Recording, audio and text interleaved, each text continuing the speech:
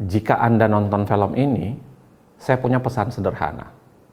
Satu, tolong jadikan film ini sebagai landasan untuk Anda melakukan penghukuman.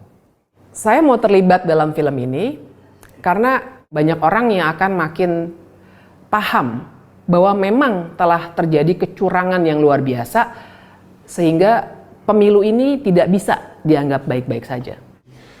Selain diajak oleh figur-figur yang saya hormati, tentu saja film ini dianggap akan mampu mendidik publik betapa curangnya pemilu kita dan bagaimana politisi telah mempermainkan publik pemilih hanya untuk memenangkan kepentingan mereka.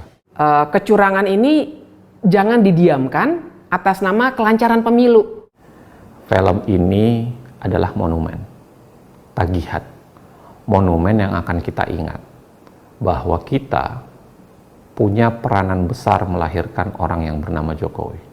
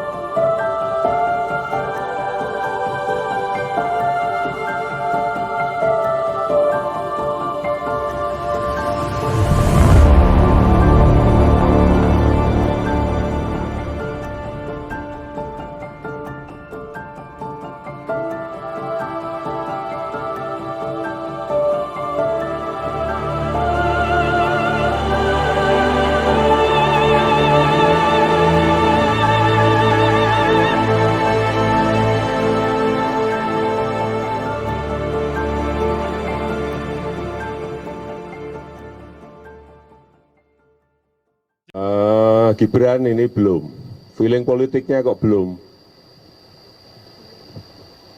masih seneng 100% di dunia usaha, feeling politiknya belum, kelihatannya belum pengen masuk. Kaisang apalagi masih seneng-senengnya buka sini, buka sini, buka sini. Yang saya lihat malah feeling politik sudah mulai masuk tuh Bobi. Pertama umur, yang kedua baru 2 tahun aja jadi wali kota. Yang logis saja lah. Kami Prabowo Subianto dan Gibran Rakabuming Raka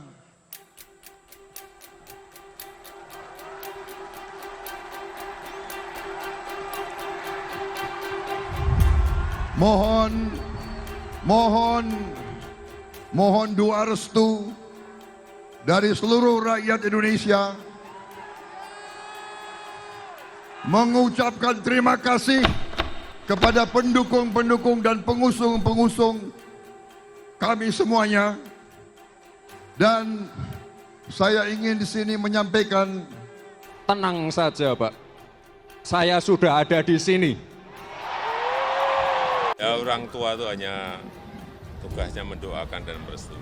Jangan terlalu mencampuri urusan yang sudah diputuskan. Bapak setuju nggak kalau Gibran maju? Anak-anak kita. Yang paling penting, presiden itu boleh loh kampanye. Presiden itu boleh loh memihak. Ibu negara Iriana Jokowi mengacungkan 2 jari mengindikasikan keberpihakan kepada pasangan calon presiden dan calon wakil presiden nomor urut 2 Prabowo Gibran. Tahu dalamnya partai seperti apa saya tahu. Partai-partai seperti apa saya tahu. Ingin mereka menuju kemana saya juga ngerti. Informasi yang saya terima komplit. Dari intelijen saya ada BIN. Dari intelijen di Polri ada BIK.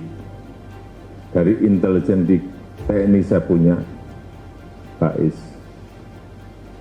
Dan informasi-informasi di luar itu. Angka, data, survei, semuanya ada. saya pegang semua, dan itu hanya miliknya Presiden.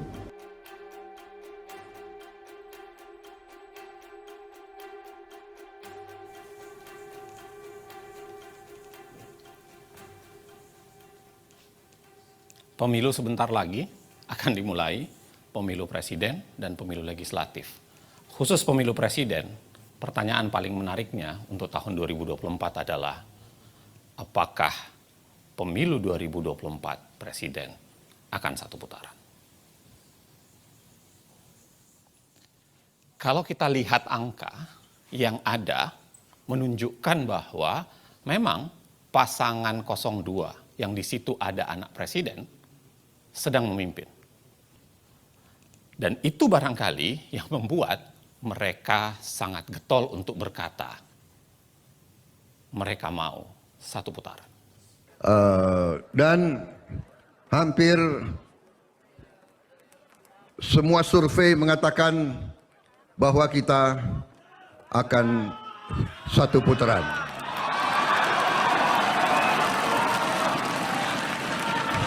Saudara-saudara, hampir semua survei mengatakan kita sudah satu putaran. Kembali pertanyaannya soal mengapa satu putaran? 2 putaran itu membuat resiko kekalahan bagi orang yang sedang memimpin itu menjadi besar. Sebenarnya, secara ilmu politik dan hukum ketatanegaraan, kita bisa bicara bahwa pertarungan pemilu itu seringkali melahirkan dikotomi antara pro status quo dan pro perubahan. Antara orang yang jualannya adalah melanjutkan yang terdahulu dengan orang yang jualannya adalah ingin melakukan perubahan atau perbaikan secara mendasar. Dikotomi ini bukan khas Indonesia, bisa terjadi di berbagai belahan negara, bahkan dalam tingkat yang lebih lokal, pernah terjadi dalam konteks Pilkada DKI Jakarta.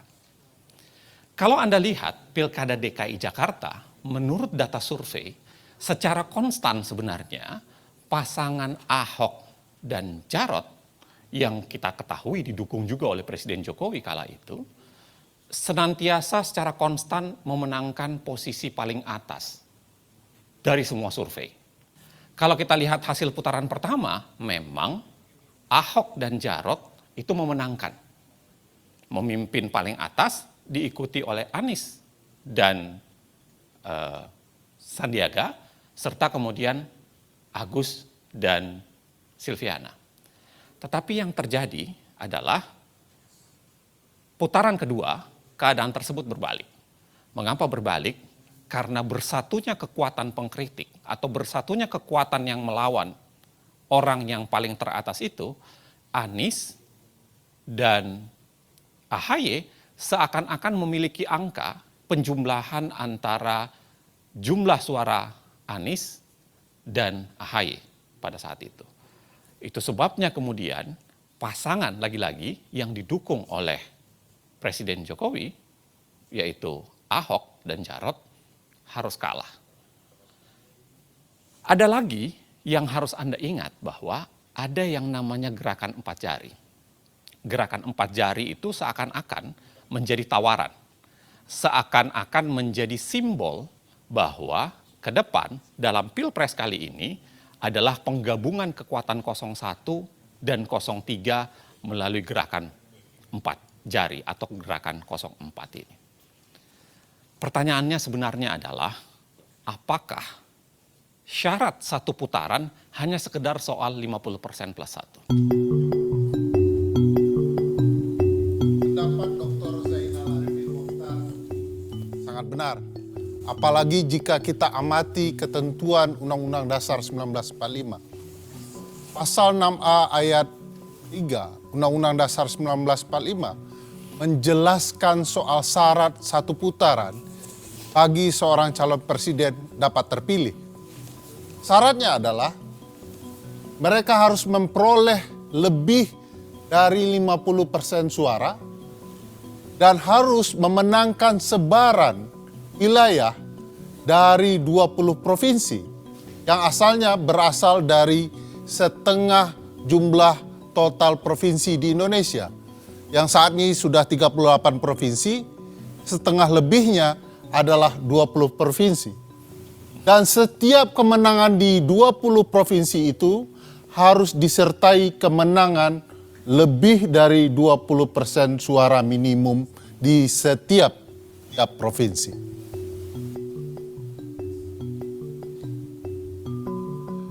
Jika kita amati, kemenangan satu putaran yang pernah terjadi dalam sejarah pemilu kita pasca reformasi, di mana pemilu presiden 2009 memperlihatkan kemenangan Presiden Susilo Bambang Yudhoyono. Kita bisa melihat dari peta ini. Warna biru ini menggambarkan kemenangan presiden dan di mana saja wilayahnya. Bayangkan luasnya. Jadi tidak mudah bagi seorang calon presiden memenangkan 50% suara dalam satu putaran pemilu. 50% suara bukan faktor tunggal. Jika kita simak betapa pentingnya soal sebaran wilayah dibandingkan sebaran suara, kita bisa melihat Pulau Jawa. Pulau Jawa adalah pulau dengan populasi penduduk terbesar. Mereka memiliki 115 juta suara pemilih. Sayangnya kalau dilihat sebaran, mereka hanya memiliki 6 provinsi. Bandingkan dengan apa yang bisa kita lihat di Pulau Sumatera. Sumatera adalah pulau yang sangat menentukan sebaran wilayah. Memiliki 10 provinsi dan sangat menentukan sebaran wilayah tersebut. Mari kita lihat konteksnya pada pemilu sebelumnya. Pada pemilu 2014, Joko Widodo memenangkan 7 provinsi. Berbanding dengan Prabowo dan Hatta Rajasa yang hanya unggul di 3 provinsi. Simak lagi hasil Pilpres 2019. Presiden Joko Widodo ketika itu hanya memenangkan 4 provinsi dan Prabowo berhasil unggul di 6 provinsi. Logika mengatakan jika kedua pihak ini bergabung, maka dengan sendirinya pasangan Prabowo Gibran akan sangat-sangat mendominasi di Pulau Sumatera. Tapi pertarungan tidak sesederhana itu. Hasil survei menunjukkan, hasil survei terkini yang dilakukan oleh CSIS, kalau kita baca hasil survei ini, maka pasangan Prabowo Gibran hanya mendominasi di sepertiga wilayah Provinsi Sumatera. Ini memang tidak sederhana bahwa sebaran suara, sebaran wilayah penting akan bisa kita baca dari sebaran wilayah yang muncul kemudian yang menguntungkan pasangan Prabowo Gibran, yaitu sebaran wilayah di Pulau Papua. Pulau Papua sebelumnya hanya memiliki 2 provinsi. Saat ini mereka telah memiliki 4 provinsi baru, totalnya 6 provinsi, dan 4 provinsi baru ini langsung ikut pemilu 2024. Berbeda dengan Kaltara, kita bisa lihat pengalaman Provinsi Baru Kalimantan Utara yang didirikan tahun 2013, tapi mereka tidak bisa ikut serta-merta pada pemilu 2014. Mereka harus menunggu 6 tahun untuk bisa ikut pemilu 2019.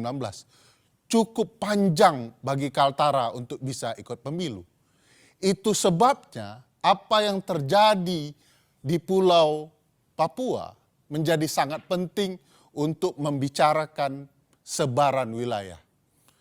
Jika kita simak hasil Pilpres sebelumnya, 2014 dan 2019, Jokowi betul-betul unggul di Papua. Tak pernah kalah satu kali pun dalam kontestasinya.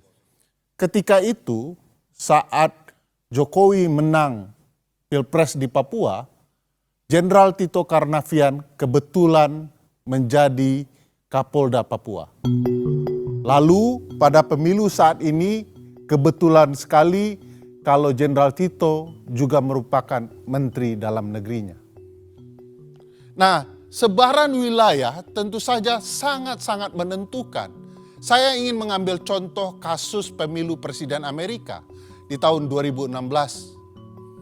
Semua orang tahu bahwa dalam pemilu itu Hillary Clinton memenangkan suara terbanyak, popular vote. Bisa dilihat di peta, sebarannya tidak terlalu banyak, tidak juga menumpuk. Ini menggambarkan kemenangan Hillary di suara terbanyak.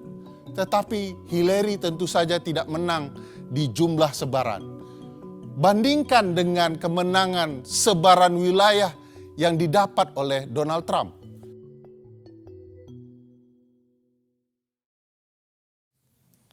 Bang Bro, sudah dari tadi? Siap, Alhamdulillah Bang. Sehat Bang.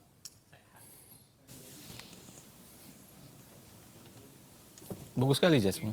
Pinjam lari dari pagi. Lari? Lari 10 kilo. 10 kilo, buset. Makanya banyak minum.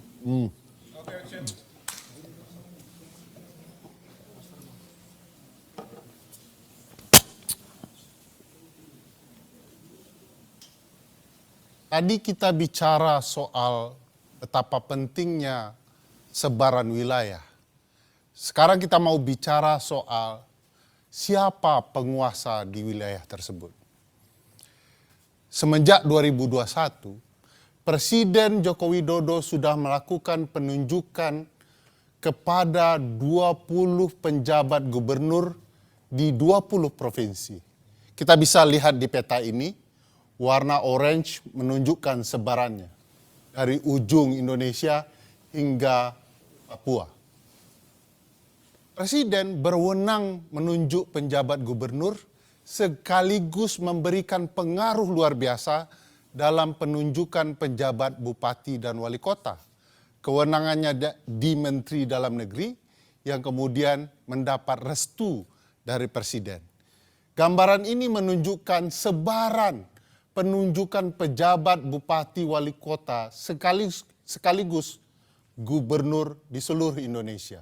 Kita bisa lihat sebaran wilayahnya. Warna merah adalah bupati dan wali kota dan orange adalah gubernur dari seluruh Indonesia.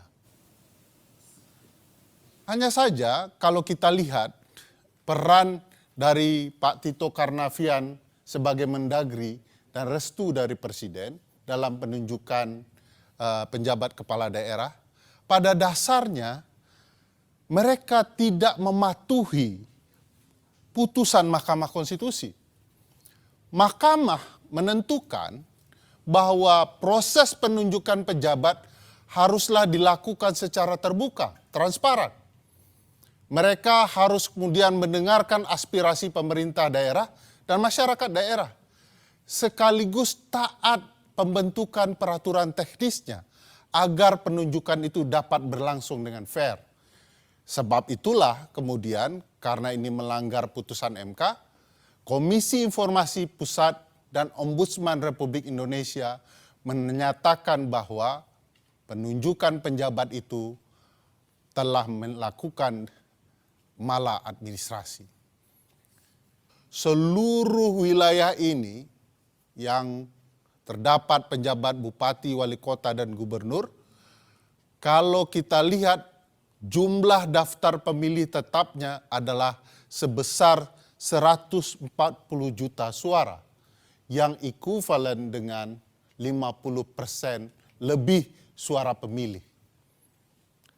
Peran penjabat gubernur tentu saja sangat berpengaruh, dan siapa saja mereka. Kalau kita perhatikan orang yang ditunjuk oleh Presiden dan Menteri Dalam Negeri, kita bisa lihat misalnya penjabat Gubernur Jawa Barat, B. Mahmudin. Beliau ini pernah menduduki jabatan sebagai Kepala Biro Kesekretariatan Presiden di 2016. dan kemudian menjadi deputi kesekretariatan presiden di 2021. Lain hal dengan penjabat gubernur Jakarta, sebuah wilayah yang sangat penting, Bapak Heru Budi Hartono merupakan kepala kesekretariatan presiden di 2017. Orang yang sering dibicarakan di berbagai media akhir-akhir ini. Kita juga bisa lihat penjabat gubernur Jawa Tengah, Bapak Nana Sujana, kalau kita telusuri, beliau pernah menjadi Kapolresta Surakarta di tahun 2010 ketika Presiden Joko Widodo masih merupakan wali kota Solo. Ada peristiwa unik misalnya dalam penunjukan penjabat gubernur Aceh, Ahmad Marzuki. Beliau berdinas di kemiliteran, lalu ditarik ke Kementerian Dalam Negeri. 3 hari setelah penarikan, beliau langsung ditunjuk menjadi penjabat gubernur Aceh.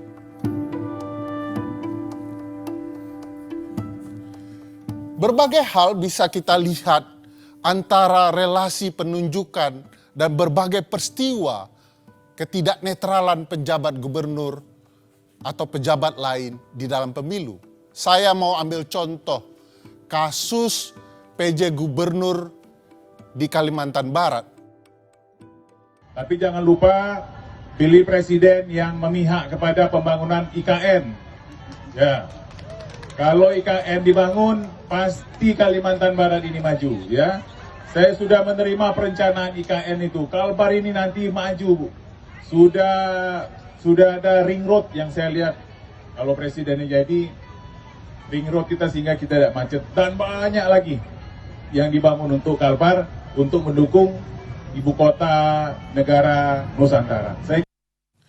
Lain dengan penjabat gubernur Kalimantan Barat, apa yang terjadi dengan penjabat gubernur Bali misalnya, kita bisa melihat bahwa penjabat gubernur melakukan perintah tindakan untuk mencabut berbagai spanduk, baliho, dan poster dari partai tertentu, bahkan calon presiden seperti Ganjar Pranowo. Sikap-sikap tidak netral itu juga terjadi di penjabat bupati dan wali kota. Saya ambil contoh apa yang terjadi dengan penjabat bupati Muna Barat. Video ini bisa menjelaskan. Jauh-jauh dari Jakarta hadir langsung di pertemuan kita hari ini. Ya, ini namanya Pak Laudi Umar Bonte. Beliau calon anggota DPD RI. Ya. Ingat masyarakat saya, calon anggota DPD RI. Dan beliau adalah salah satu tokoh pemuda kita, orang muda yang ada di Jakarta. Dan beliau juga sebagai ketua relawan Ganjar, pro Ganjar. Ingat, pro Ganjar. Hal yang sama mungkin bisa juga menjelaskan betapa tidak netralnya penjabat gubernur dalam berbagai hal. Misalnya contoh yang menarik apa yang terjadi di Sorong, Papua Barat. Penjabat Bupati Sorong, Yan Piet Moso, menandatangani fakta integritas dengan Kepala Badan Intelijen Daerah.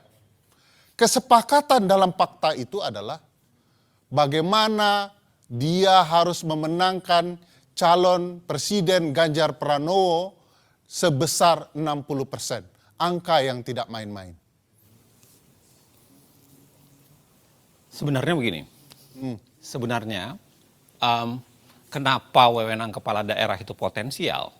Karena lagi-lagi penyalahgunaan terhadap wewenang kepala daerah, khususnya yang PJ itu menjadi sangat mungkin menjadi faktor untuk memenangkan pemilu, khususnya untuk sebaran wilayah. Kalau kita lihat sebenarnya apa saja sih wewenang kepala daerah yang potensial disalahgunakan itu? Yang pertama dan yang paling penting tentu saja adalah soal mobilisasi birokrasi. Yang kedua, bicara soal izin lokasi kampanye, karena kemudian sangat mungkin dipikirkan mana yang boleh berkampanye dan tidak. Dan yang ketiga adalah khususnya memberikan sanksi atau membiarkan kepala daerah yang tidak netral itu tetap menjabat. Kepala desa maksudnya. Kita bisa lihat bagaimana Bobi sebagai seorang kepala daerah di Medan itu menunjukkan sikap yang sebenarnya tidak netral. Dan kemudian sangat mungkin diterjemahkan itu adalah bagian dari upaya memobilisasi birokrasi. Pada saat yang sama, kita juga kita bisa lihat problem dari izin lokasi. Dari potongan ini terlihat ada 6 kampanye Anies yang izinnya mendadak dicabut oleh Pemda.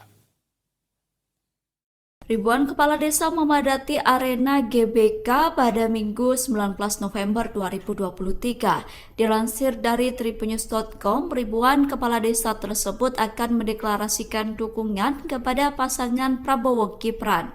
Masa yang hadir di GBK tergabung dalam organisasi Desa Bersatu. Bapak Prabowo dan Mas Gibran yang sedikit mau merespon. Buat kami tidak terlalu peduli dengan janji-janji calon presiden. Kami lebih peduli pada siapa yang mau peduli dengan desa. Jadi gitu kira-kira teman-teman, saya ucapkan banyak terima kasih. Kita akan lihat nanti apa yang akan disampaikan Mas Gibran. Mudah-mudahan Bapak Prabowo juga hadir, dan saya lihat bapak-bapak petinggi-petinggi kita juga banyak yang hadir nih. Nanti mereka memberikan tanggapan. Saya pikir demikian teman-teman semua. Masih soalan daerah, apa yang Anda baru saksikan itu adalah kasus deklarasi Desa Bersatu di GBK. Memang dalam kasus deklarasi Desa Bersatu awalnya ada perdebatan soal apakah itu ditujukan untuk dukungan terhadap paslon tertentu atau tidak. Tetapi pada dasarnya kalau kita lihat mengapa deklarasi Desa Bersatu itu menjadi sangat seksi di mata publik, sebenarnya karena magnitudenya tidak sederhana. Walaupun hanya ada 8 asosiasi desa di situ, tetapi kalau kita jumlah 8 asosiasi desa itu pada dasarnya itu meliputi sekitar 81 juta suara dari jumlah DPT yang ada di Republik ini. Artinya kurang lebih adalah 1/3 dari jumlah DPT yang ada. Nilai dan menetapkan telah terjadi dugaan pelanggaran terhadap pelaksanaan kegiatan tersebut. Upaya tersebut direncanakan untuk deklarasi terhadap salah satu pasangan calon presiden dan wakil presiden. Akan tetapi mendekati hari H, berdasarkan pertimbangan dan koordinasi, acara tersebut dikembalikan pada konsep semula, yaitu silaturahmi nasional, sehingga tidak ada acara deklarasi. Walaupun pada pelaksanaannya masih saja terdapat di antaranya name tag dan narasi dari MC yang bersifat deklarasi atau keberpihakan. Lagi-lagi, desa adalah wilayah pertarungan.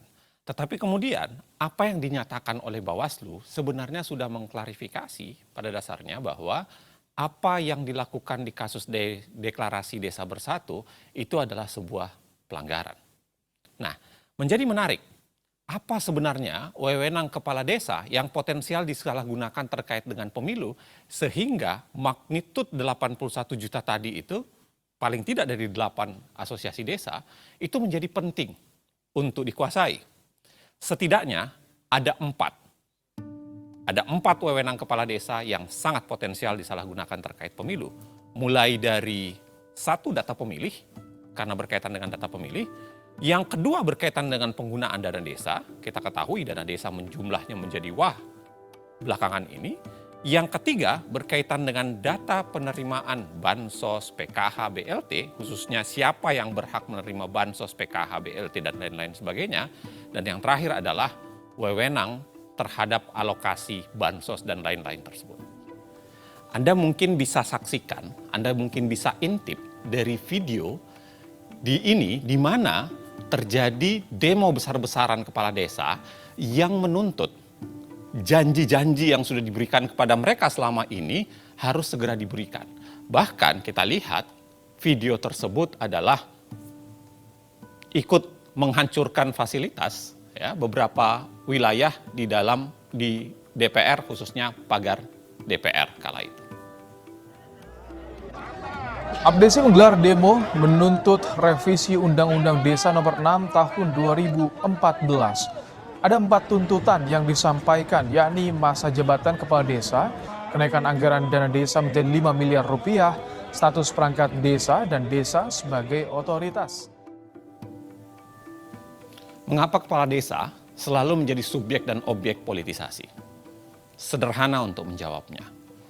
Karena selama ini, kepala desa itu cukup banyak dijanjikan hal-hal tertentu. Kita ingat, Jokowi sendiri, Presiden Jokowi, pernah menjanjikan 3 periode untuk masa jabatan para kepala desa ini. Bahkan kalau kita lihat dalam konteks sebelumnya, SBY pun pernah menjanjikan pengangkatan sekretaris desa menjadi ASN secara bertahap dari tahun 2007 sampai menjelang pemilu 2009.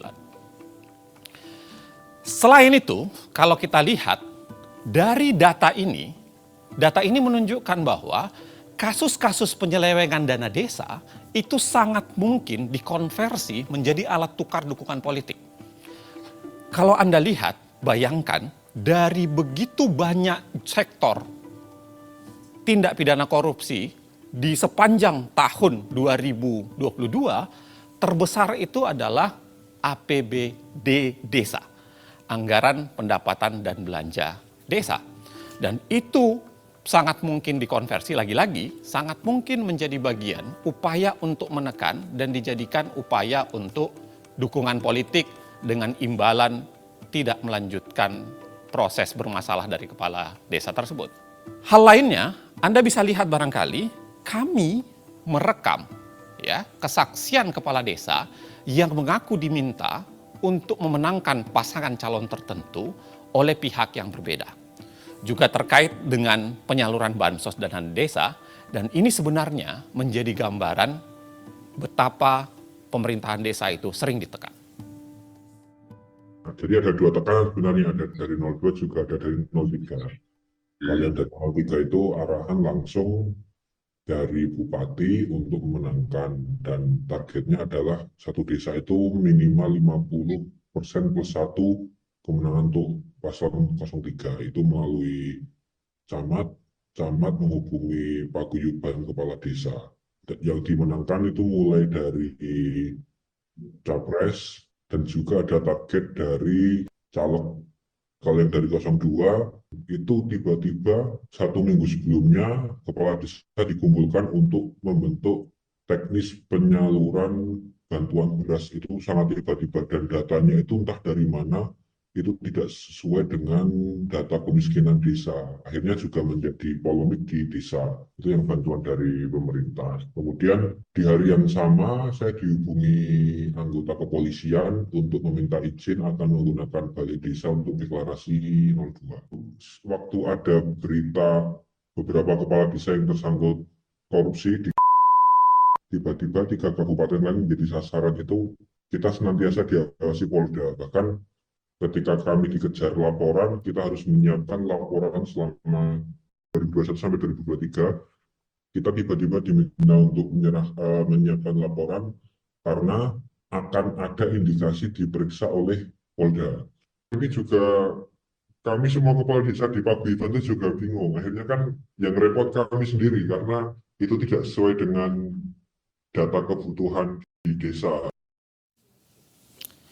Ya, memang kasihan mereka. Kepala desa itu dengan tidak ada pengawasan di daerah, mereka seringkali ya menjadi permainan, dan dalam pertarungan gajah kan memang seringkali rumput yang terinjak-injak kan, dan mereka yang terinjak-injak seringkali. Gitu. Korbannya lah ya. Iya. Ngomong-ngomong rumput gajah, Ya. aku mau nambahin penjelasan. Ya, langsung dia. Semangat. Ya, karena ternyata bukan hanya di level bawah kecurangan-kecurangan itu terjadi, tapi juga di kalangan pejabat negara. Siapa yang suka sama Jokowi angkat tangan. Loh, Pak Jokowi itu pan itu Pak Jokowi. Makanya kita dukung Gibran. Cocok? Gibran itu sopo sih? Ucapan terima kasih Pak Jokowi atas pembagian bansos berupa beras seberat 10 kg yang dilakukan Menko Bidang Perekonomian Airlangga Hartarto. Pembagian bansos kepada warga Mandalika di Lombok, Nusa Tenggara Barat tersebut dilakukan pada 14 Januari lalu. Jadi tolong Ibu bicara terima kasih Pak Jokowi, tolong direkam. Bisa? 1, 2, 3. Hari-hari ini kita memang seringkali melihat begitu banyak bansos atau bantuan sosial dibagi-bagikan. Kita bisa lihat di sini statistiknya mulai 2014 sampai 2024 supaya kita bisa melihat tahun demi tahun dan Anda juga bisa melihat bagaimana di setiap pemilu yang warnanya abu-abu dia akan mendadak melonjak naik dibandingkan tahun-tahun lainnya. Kecuali tentu saja pada 2020 sampai 2022 di mana kita mengalami pandemi COVID-19. Tapi bahkan kalau dibandingkan dengan itu pun tetap pemilu 2024 ini ternyata menunjukkan angka yang sangat tinggi, hampir mencapai 500 triliun. Kalau kita lihat bagaimana sebaran dan kecepatan pemberian bansos atau bantuan sosial, memang kita akan melihat bagaimana pemberian bansos ini biasanya meroket, push, ketika terjadi pemilu.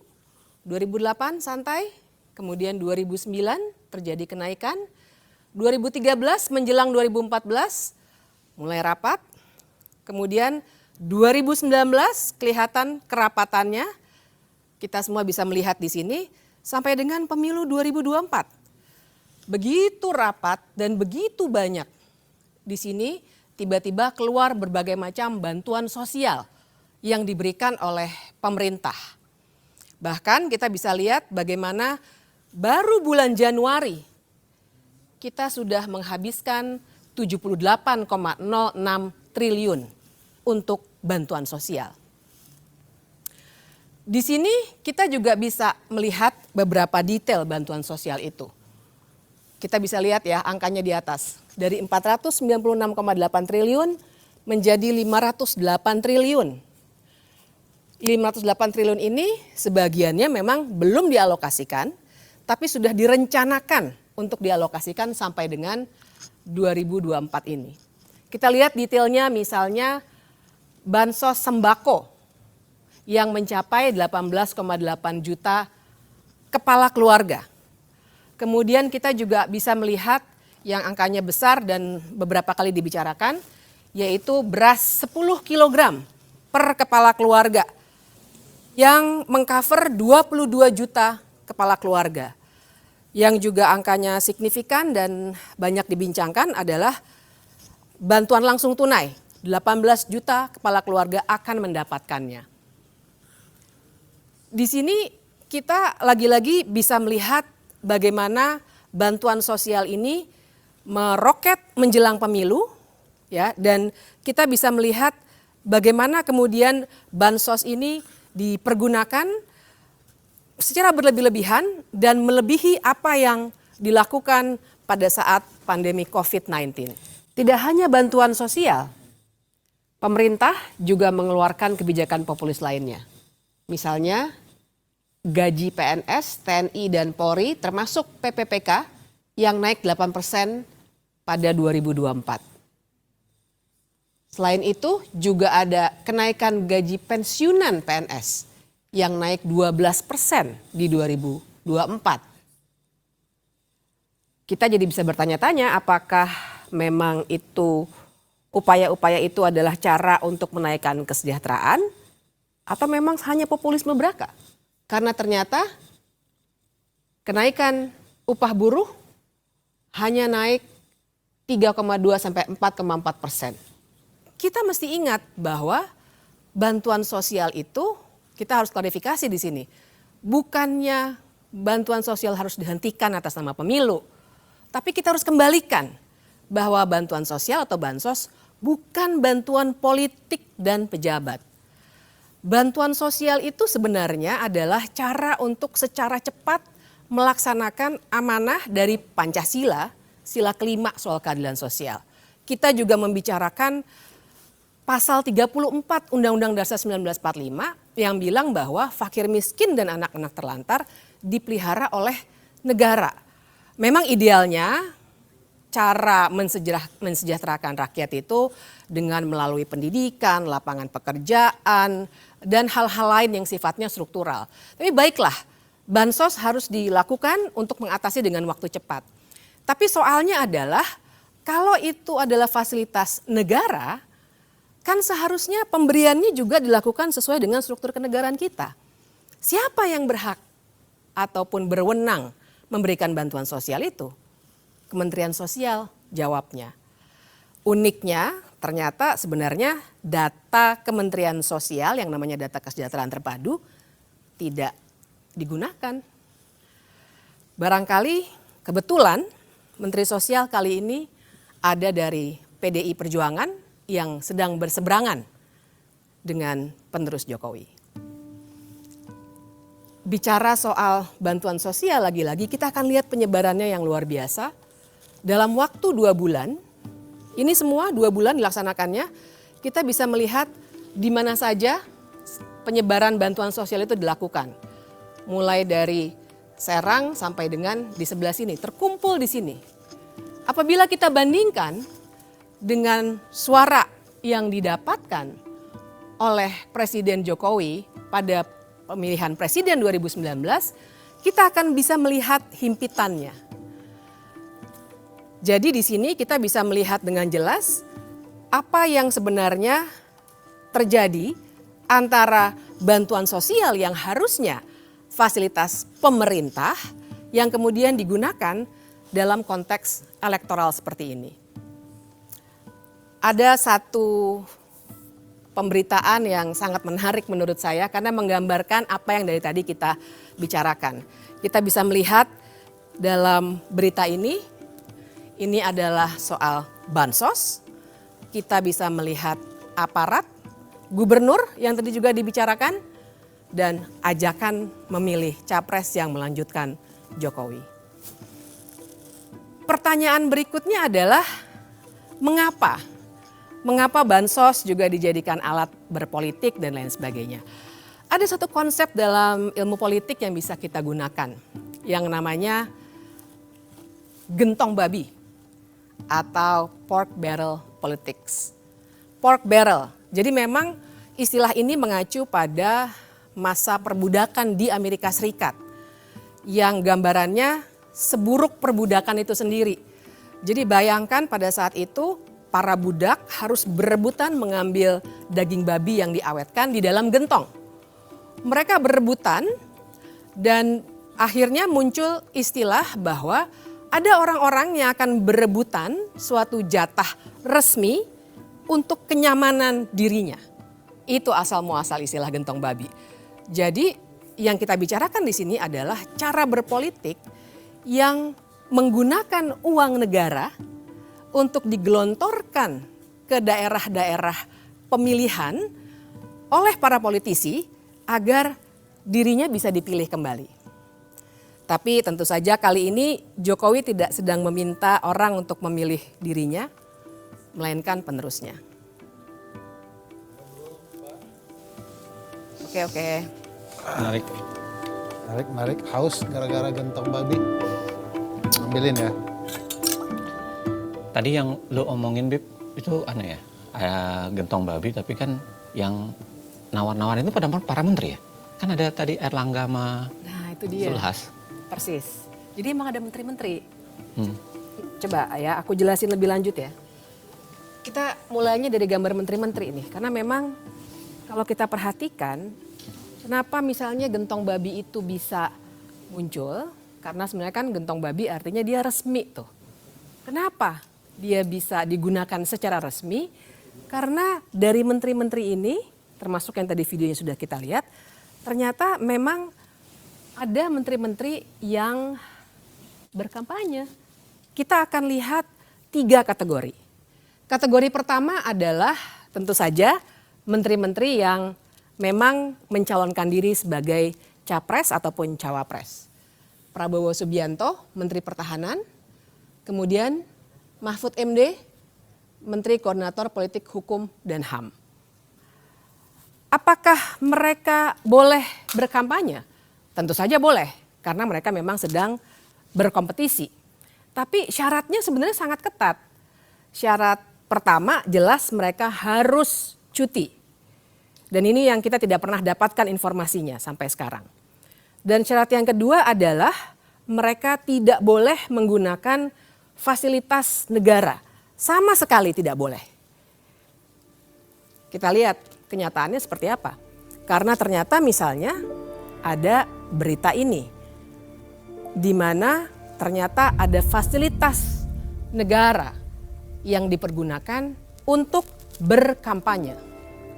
Atau bisa juga kita lihat misalnya bagaimana lagi-lagi fasilitas negara berupa pesawat dari TNI Angkatan Udara dipergunakan untuk berkampanye. Kita lihat di sini beberapa hashtag yang juga memperlihatkan bahwa ini adalah aktivitas kampanye, bukan aktivitas kementerian. Satu lagi, misalnya ini yang juga membuat heboh waktu itu ketika akun X Kementerian Pertahanan resmi memberikan tanda pagar yang sebenarnya tujuannya adalah kampanye. Dan waktu itu sebenarnya beberapa kawan masyarakat sipil melaporkan penggunaan fasilitas negara ini, namun ternyata tidak bisa dilanjutkan. Kategori kedua sudah mulai ditampakkan juga di sini. Kategori kedua adalah para menteri yang masuk dalam tim kampanye.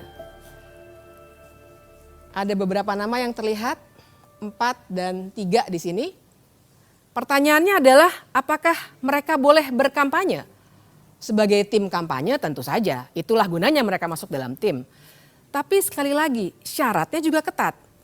Pertama, kita harus melihat apakah mereka cuti di luar tanggungan atau tidak. Dan yang kedua, lagi-lagi tidak boleh menggunakan fasilitas negara. Sekarang kita lihat bagaimana Wakil Menteri Agraria dengan jelas memperlihatkan dukungannya.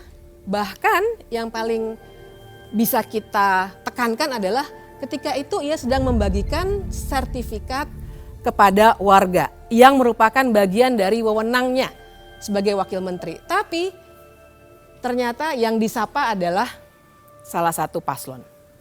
Kita juga bisa lihat kalau sholat maghrib video ini. Baca Al-Fatihah waladolin. Ada yang diem sekarang Pak. Ada yang diem sekarang. Saking cintanya sama Pak Prabowo itu. Ya kan? Itu kalau tahiyatul akhir Pak Yai kan gini Pak Yai. Tahiyatul akhir kan gini. Sekarang banyak gini Pak. Banyak gini. Ini sebenarnya tidak terlalu lucu ya, tapi yang kita harus perhatikan di sini backdropnya. Kementerian Perdagangan. Pertanyaannya pada saat itu, apakah dia sedang berada dalam kapasitasnya sebagai Menteri Perdagangan atau sebagai tim kampanye? Tidak pernah ada penjelasan, tapi video tadi sudah sangat menunjukkan kepada kita. Kita lihat yang berikutnya. Ini juga salah satu wakil menteri. Lagi-lagi kita perhatikan bagaimana ia sedang berkampanye. Pertanyaannya adalah apakah saat itu ia sedang cuti dari tugas-tugasnya sebagai wakil menteri. Kategori ketiga adalah menteri-menteri yang diduga melakukan kampanye terselubung. Sekarang kita lihat di sini sudah rata terisi. Mengapa kita bisa sebut mereka melakukan kampanye terselubung? Karena mereka tidak terdaftar dalam tim kampanye resmi yang didaftarkan pada KPU. Prabowo Gibran. Tengah. Prabowo Gibran. Sebelah sini. Prabowo Gibran. Baik. Sebelah sini. Di sini bisa kita lihat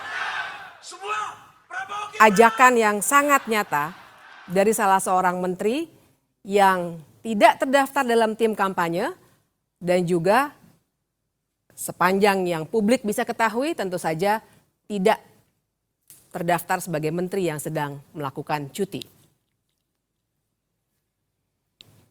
Begitu juga di sini Menteri Erick Thohir tidak mundur dan juga tidak dalam konteks cuti dan kita lihat jelas dari backdrop acara ini, ia sedang melakukan pelaksanaan kampanye. Berikutnya, barangkali di sini Yasona Laoly dan Menteri Tri Risma hari ini sedang diajak menjadi peserta yang boleh saja menurut konteks Undang-Undang Pemilu kita, tapi persoalannya apakah mereka sedang cuti atau tidak? Tidak pernah ada informasi yang cukup. Satu lagi kita bisa lihat juga sebuah dukungan terbuka, kita bisa lihat lagi dari backdropnya dari salah seorang menteri, dan pertanyaannya sama, apakah ia sedang melaksanakan kampanye yang nampak seperti itu? Kalaupun ia ikut serta, apakah dia cuti atau tidak? Tidak ada informasi, dan lagi-lagi kalau kita lihat daftarnya, ia tidak terdaftar dalam tim kampanye paslon yang didukung. Jadi ini dari saya sampaikan. Jadi saya sampaikan simpulan saya, saudara-saudara sekalian sebangsa tanah air. Kita pilih orang yang tepat menjadi Presiden Republik Indonesia. Tanggal 14 yang tepat. Saya pribadi memilih Pak Prabowo alasan yang sangat sederhana, berkelanjutan. Dan dia punya spirit NKRI yang bagus dan dia membuktikan keberhasilan dia yang lalu. Itu tidak dapat diungkiri. Itu dari saya, pesan dari saya sekali lagi Luhut Binsar Panjaitan, pilih Prabowo karena menurut saya dia pilihan terbaik untuk presiden pada saat ini. Dan itu akan membawa kemajuan ke Indonesia dan membawa keberlanjutan Indonesia. Dan terakhir, setelah tanggal 14 kita sudah coblos, kita damai lagi, guyup lagi. Jangan lagi datang dengan kata-kata yang tidak bagus. Kita harus berdamai. Karena nanti 5 tahun lagi ada pesta demokrasi. Mari kita berpesta demokrasi dengan baik, dengan santun, supaya Indonesia ini menjadi bagus. Tidak ada yang Begitu terangnya dukungan ini diberikan, sehingga kita bisa menduga ada kampanye terselubung yang tengah terjadi. Tapi bagaimana mereka bisa begitu berani melakukan kampanye itu? Bisa jadi karena presiden juga sebenarnya tidak netral. Pertanyaannya kan apakah presiden harus netral? Ya tentu harus. Dia harus netral dalam perilakunya. Dia boleh mendukung sebagai makhluk politik, tentu saja presiden makhluk politik. Dia pasti punya keberpihakan. Tapi silakan simpan saja keberpihakan itu di kepalanya sampai nanti dia mencoblos di TPS. Tapi berkampanye beda dengan netral. Kalau pertanyaannya kemudian apakah presiden boleh berkampanye? Kita tentu saja harus berpegang pada Undang-Undang Pemilu, Undang-Undang 7 2017. Dikatakan di situ memang presiden boleh berkampanye, tapi kita harus membaca undang-undang secara utuh dan lengkap. Tidak bisa hanya melihat satu ayat saja dan satu pasal yang menyatakan kebolehan ini. Kita harus lihat lengkap bahwa ternyata kebolehan berkampanye ini sepanjang sang presiden diikutsertakan dalam kampanye. Seperti yang tertera di pasal 281. Jadi dia tidak boleh menjadi pelaksana kampanye itu sendiri kecuali jika dia adalah petahana yang mencalonkan lagi. Ini jelas ada di pasal 299 ayat 1. Dan ini juga dimungkinkan karena konstitusi kita mengatur presiden memang boleh 2 kali untuk menjalani masa kepresidenannya. Dan ia bisa saja melaksanakan kampanye bila ia terdaftar sebagai tim kampanye. Ini ada di ayat 3 dari pasal 299 itu. Tapi lagi-lagi syaratnya juga ketat, tidak hanya kebolehan-kebolehan belaka. Syaratnya adalah dia harus mengajukan cuti di luar tanggungan negara. Dia juga tidak boleh menggunakan fasilitas negara kecuali pengamanan. Dan dia juga harus tetap memperhatikan tugas negara dan pemerintahan. Tapi yang paling penting semuanya pejabat negara, menteri, apalagi presiden sebenarnya dilarang melakukan tindakan yang merugikan ataupun menguntungkan salah satu paslon. Jadi syaratnya begitu ketat sehingga tidak bisa sembarangan dilakukan. Sekarang mari kita lihat praktiknya. Di sini misalnya kita lihat jelas foto wajah presiden yang menjadi latar belakang sebuah poster kampanye. Kita juga bisa melihat yang berikutnya, lagi-lagi foto presiden ada untuk meminta orang-orang berkumpul dan melakukan konsolidasi akbar untuk sebuah partai. Yang berikutnya kita juga bisa lihat berbagai acara di mana presiden secara aktif dan juga dalam posisinya yang tidak cuti melakukan pertemuan-pertemuan dengan menteri-menteri yang duduk dalam koalisi paslon tertentu. Perbandingannya adalah mengapa menteri-menteri lainnya yang tidak tergabung dalam paslon tertentu itu tidak mendapat perlakuan yang sama.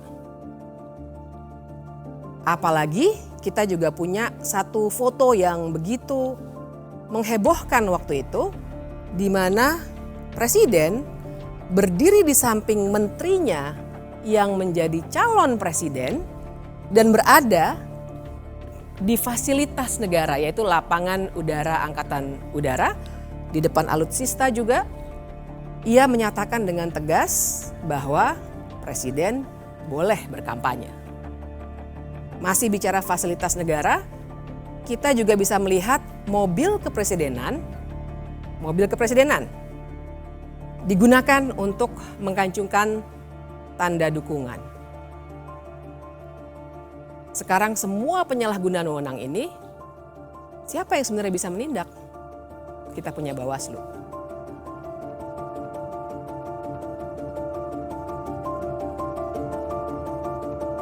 Saya ingin bercerita permasalahan tadi dengan menuturkan soal Bawaslu.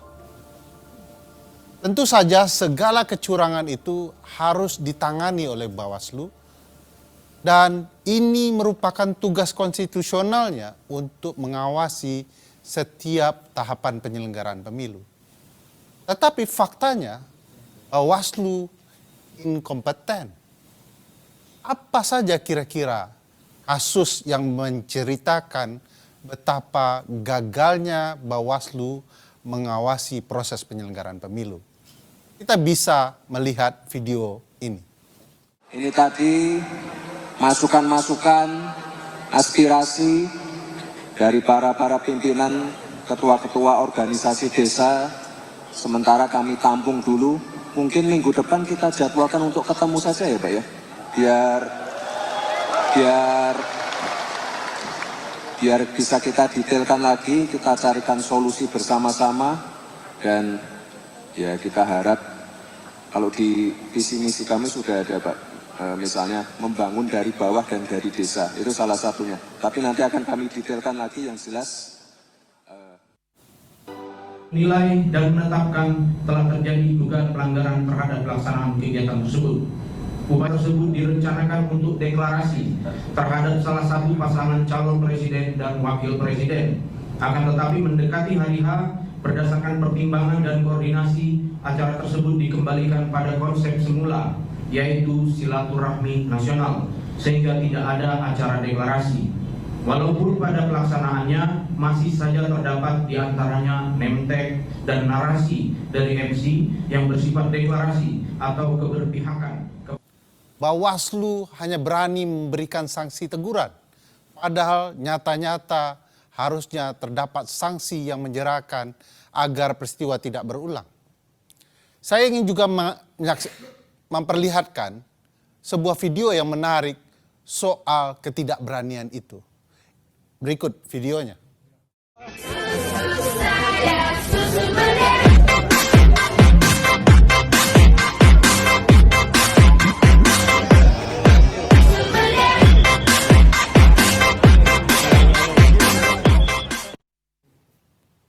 Kasus ini menarik karena Bawaslu RI tidak berani menanganinya, menyerahkan penanganan dan prosesnya di Bawaslu DKI Jakarta.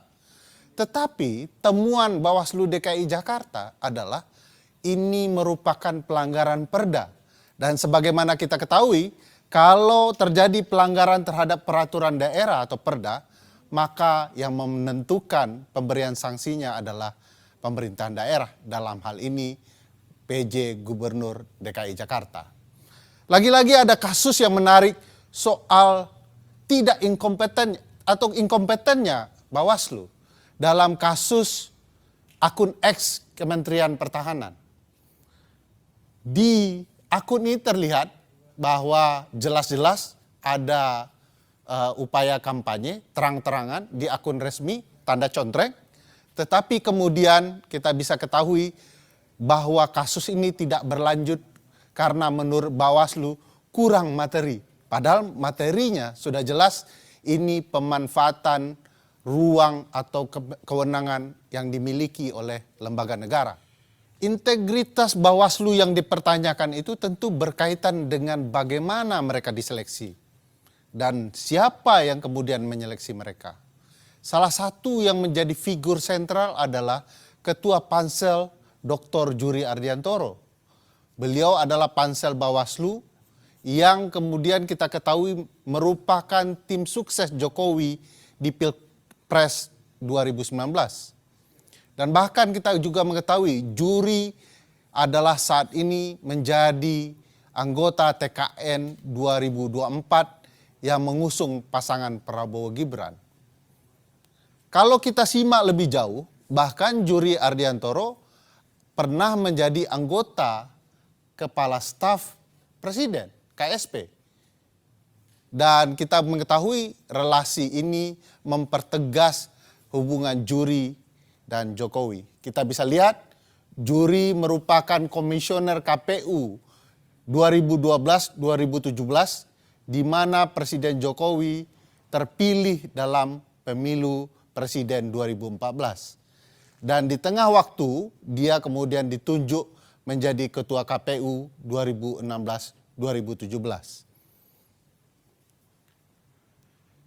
Saya punya pengalaman menarik soal proses seleksi itu.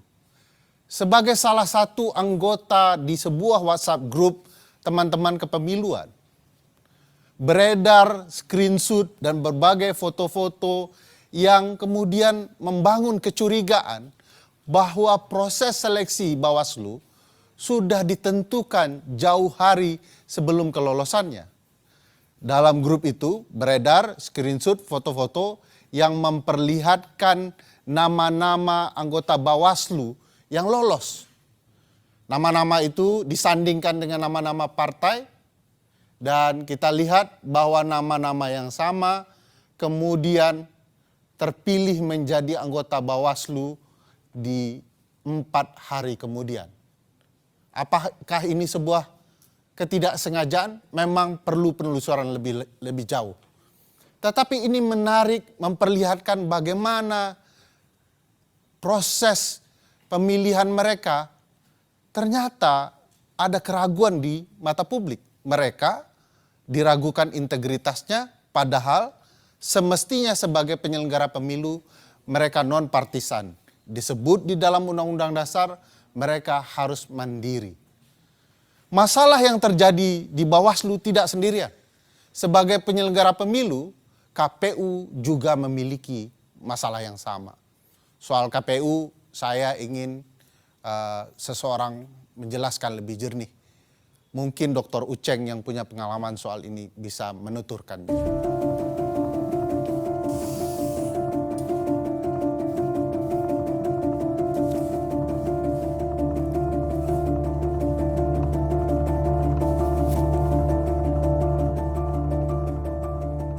Sekarang kita bicara soal Komisi Pemilihan Umum.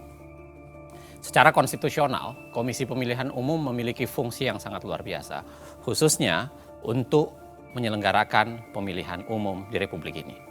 Dari sekian banyak fungsi KPU atau wewenang yang dimiliki oleh KPU, salah satu yang paling utama dalam kaitan dengan pemilu adalah menentukan siapa yang ikut pemilu. Dan itu dikenal dengan konsep khususnya untuk partai politik adalah tahapan verifikasi yang bersifat administratif maupun faktual. Syarat parpol untuk lolos verifikasi pada dasarnya sebenarnya itu ada beberapa catatan. Yang pertama adalah harus 100% kepengurusan dan kantor di ibu kota provinsi, 75% kepengurusan di kabupaten kota, 50% kepengurusan di kecamatan, Dan ini yang paling penting, ditambahkan adalah 30% keterwakilan perempuan. Dan itu pun sebenarnya minimal ya 100 atau maksud saya 1.000 orang dengan kartu tanda anggota per kabupaten kota. Mari kita periksa apakah syarat lolos verifikasi parpol ini dikerjakan KPU dengan baik. Kita kasih satu contoh, kasus Partai Gelora.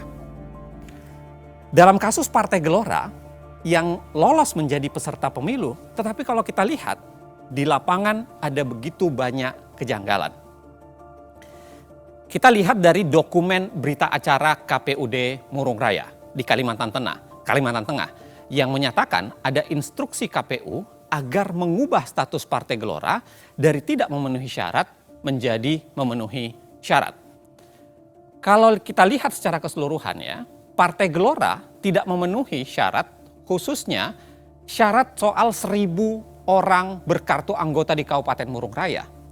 Dari sampel uji petik yang dilakukan terhadap 114 kartu tanda anggota, Partai Gelora hanya memenuhi 85 orang yang terverifikasi punya kartu tanda anggota. Namun luar biasanya, partai ini tetap dinyatakan lolos. Tidak sekedar di Murung Raya, kasus Sangihe pun melihatnya menjadi menarik. Di kasus Sangihe, pengakuan salah seorang aparatur sipil negara telah melakukan kecurangan, mengubah verifikasi partai yang tidak lolos menjadi lolos. Jadi penyesuaian itu secara teknis bahwa memang men-NS-kan sejumlah orang dan TNS, PNS untuk bisa mencapai syarat minimal di daerah masing-masing. Jika saya ulangi, pertanyaan mendasarnya adalah ada apa dengan Gelora? Kita harus ingat, Partai Gelora itu adalah partai yang didirikan oleh ex-PKS. Partai Keadilan Sejahtera. Sekarang Gelora itu berada di koalisi 02 yang di situ ada anak presiden dan PKS berada di koalisi 01. Artinya lolosnya Gelora memang berpotensi memecah suara pemilih PKS yang selama ini menjadi pemilih termasuk pemilih yang paling militan. Dalam teori hukum atau hukum tata negara ataupun ilmu politik, teori ini dikenal dengan teori shadow partai politik.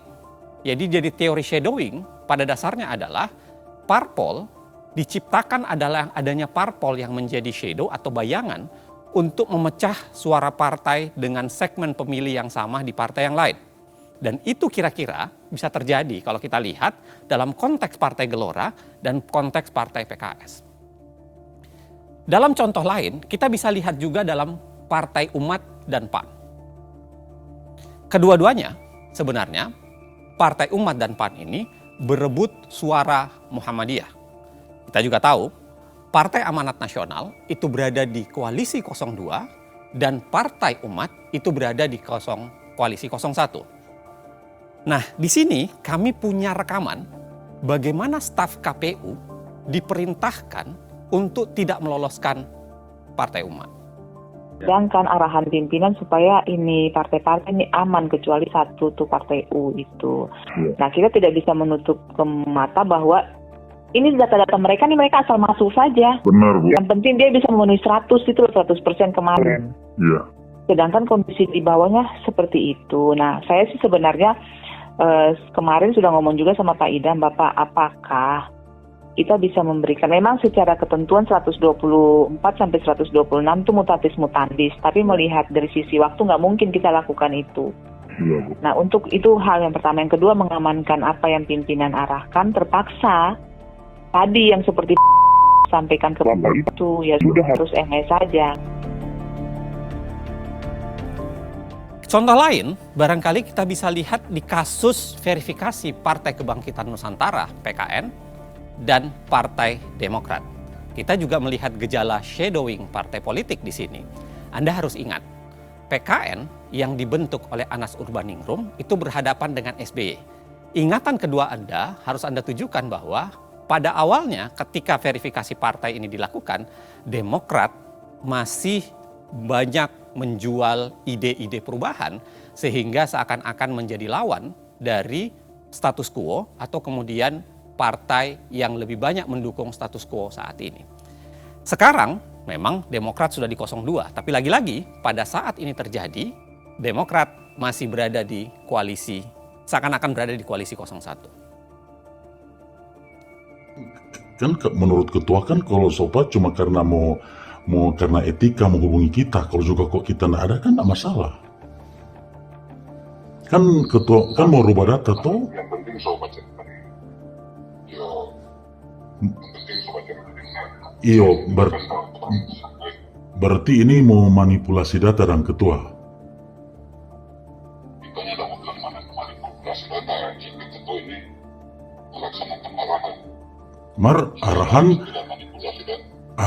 kan memanipulasi data. PKN kan cuma 1 MS. Kau mau jadi berapa MS-nya nggak manipulasi itu?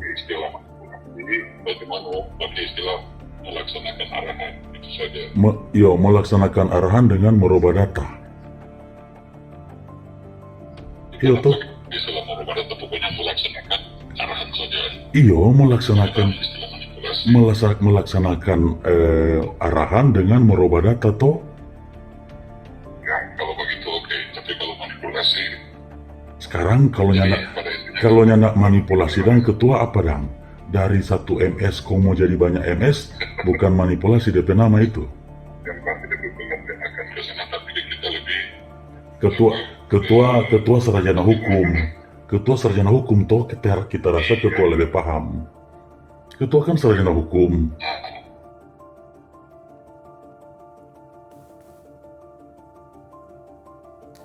Kasus KPU Minahasa Utara yang tadi Anda lihat sebenarnya itu menggambarkan betapa ada problem di sana. Tetapi menariknya memang sampai saat ini agak sulit kemudian melakukan verifikasi lagi terhadap kasus itu. Karena kita harus ingat Ketua KPUD Minahasa Utara sudah meninggal dunia pada bulan Juni 2022 akibat serangan jantung.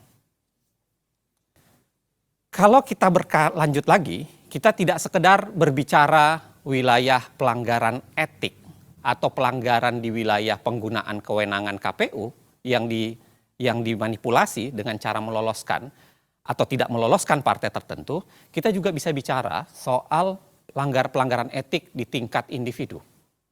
Di sini ada kasus di mana Ketua KPU Hasyim Asy'ari itu punya relasi khusus dengan wanita emas. Kita bisa lihat Ketua KPU dan Ketua Partai Republik I yang itu dijabat oleh seorang yang dijuluki wanita emas, itu seringkali bertemu secara pribadi. Memang, dalam kasus itu, sanksi DKPP sudah dijatuhkan. Bentuknya apa? Peringatan keras terakhir. Sekali lagi, ingat, peringatan keras terakhir.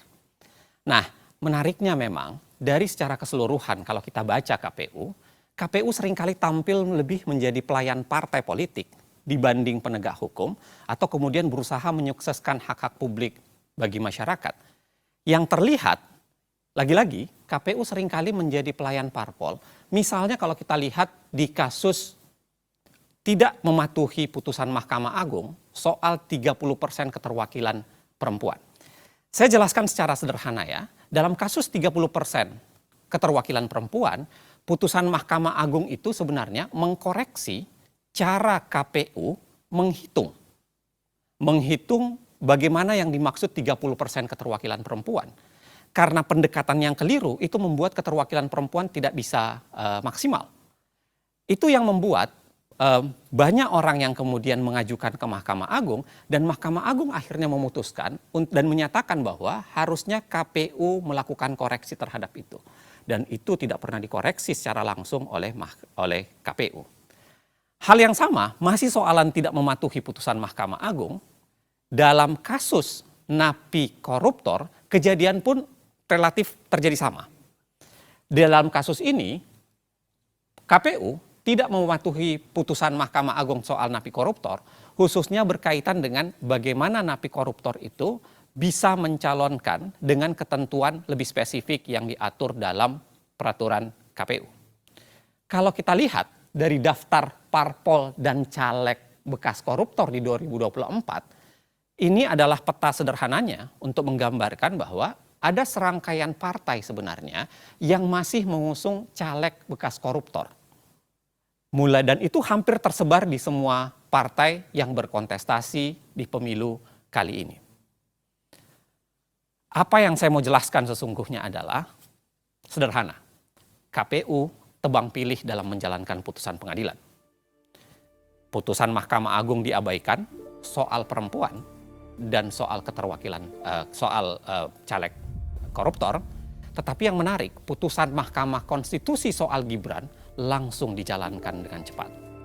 Saat anak presiden mendaftar, KPU belum membuat peraturan baru. KPU tidak merevisi aturan Komisi Pemilihan Umumnya. Tapi pendaftarannya diterima dan Gibran buru-buru disahkan sebagai calon wakil presiden. Kita semua tahu, ya, dari serangkaian pelanggaran etik secara kelembagaan maupun pelanggaran etik secara pribadi, kita punya catatan ada 3 sanksi yang sudah jatuh kepada KPU, Ketua KPU, khususnya Ketua KPU Hashim Asy'ari. Pada April 2023 dalam kasus wanita emas, tadi saya sudah ingatkan, sanksinya adalah peringatan keras terakhir. Geser sedikit dalam kasus keterwakilan perempuan, sanksi yang dijatuhkan terhadap Ketua KPU adalah peringatan keras. Dan lanjut lagi di Februari 2024 di kasus pencalonan anak presiden dengan jalur khusus itu, dengan jalur cepat itu, sanksi yang dijatuhkan adalah peringatan keras terakhir. Kadang-kadang ini memang membingungkan. Apa maksud kata peringatan keras terakhir itu? Apakah setelah terakhir di bulan April masih ada terakhir di bulan Februari 2024. Sederhana untuk menggambarkannya, sebenarnya ada apa dalam konstruksi kita membangun sistem penegakan hukum dalam wilayah pelaksanaan pemilu di Republik ini. Tapi yang paling penting sebenarnya, saya mau bilang bahwa keputusan DKPP dan apa yang terjadi di KPU, apa yang terjadi di Bawaslu dan semua drama yang terjadi, belum puncaknya. Ada lembaga yang namanya Mahkamah Konstitusi sebagai tembok pertahanan terakhir dalam menegakkan konstitusionalisme di Indonesia, dan ternyata dia ikut dalam proses bermasalah itu.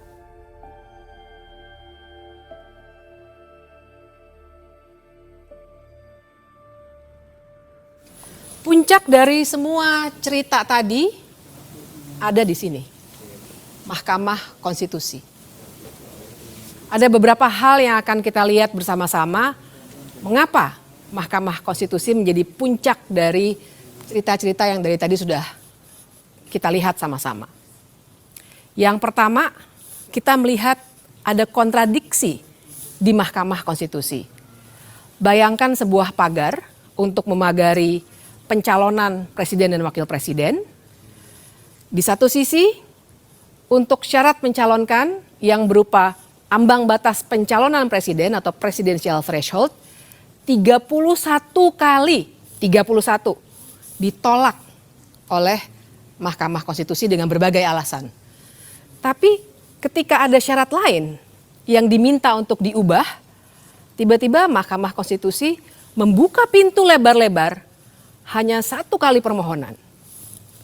Apalagi kita harus ingat, cara untuk mengubah undang-undang melalui Mahkamah Konstitusi sebenarnya adalah cara yang dalam tanda kutip instan.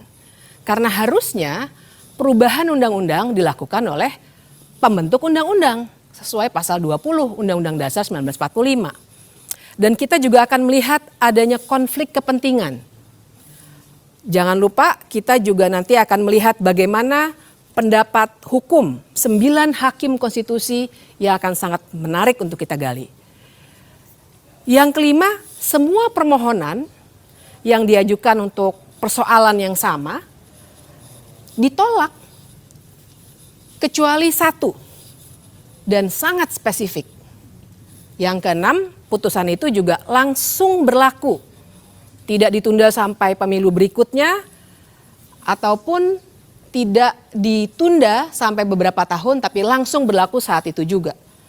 Yang ketujuh, permohonan ini sebenarnya sempat dicabut, kemudian didaftarkan kembali di hari libur.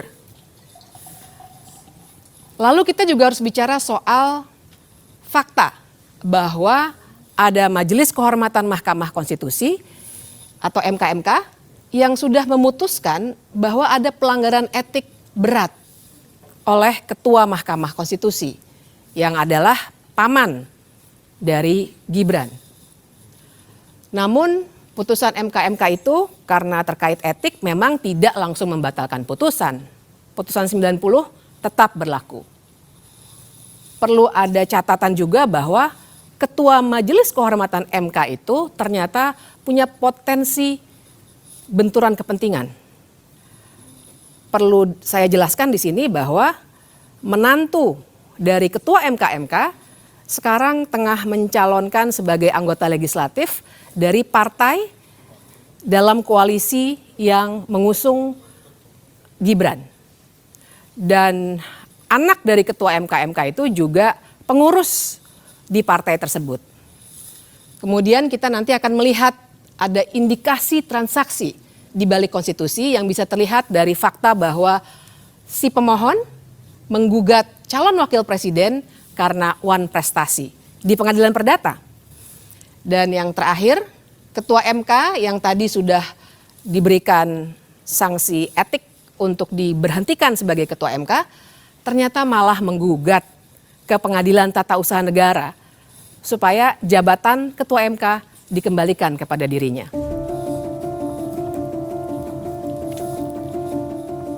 Tapi memang pada hari itu kami bertiga punya pengalaman yang berbeda-beda.